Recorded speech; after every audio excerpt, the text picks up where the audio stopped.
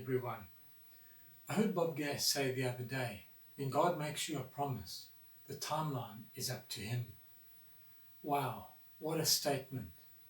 I believe it's also true that when God asks you for something, it's God's prerogative to say yes, no, or wait, and in His own time. There are many people in Scripture that God answered quickly, while others waited for years for their answer.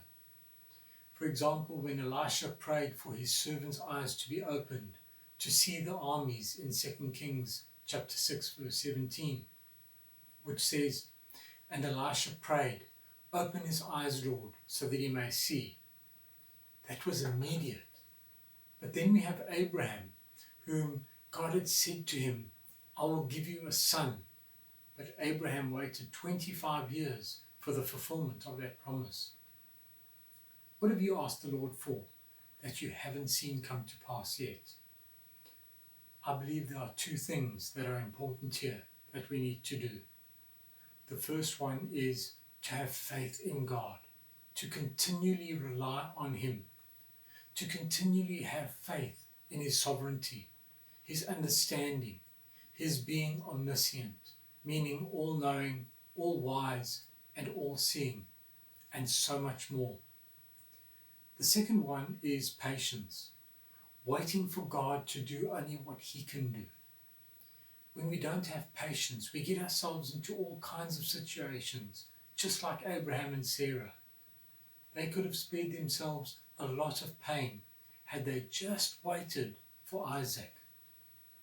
Hebrews 6 verse 12b says, "But to imitate those who through faith and patience inherit what has been promised."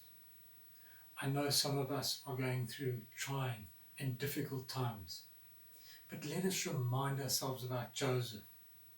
He was thrown into a pit, sold into slavery, put into Potiphar's house, put into prison, then finally to be released and taken to the king's palace, to be placed second in charge, so that the final part of the redemption plan could be worked out through him in God's leading.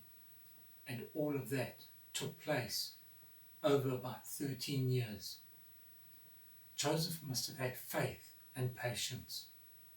Let us remember Philippians 2 verse 12 that says, "For it is God who works in you and me to will and to act according to His good pleasure." Hold on to your promises to see His faithfulness. Bless you all today.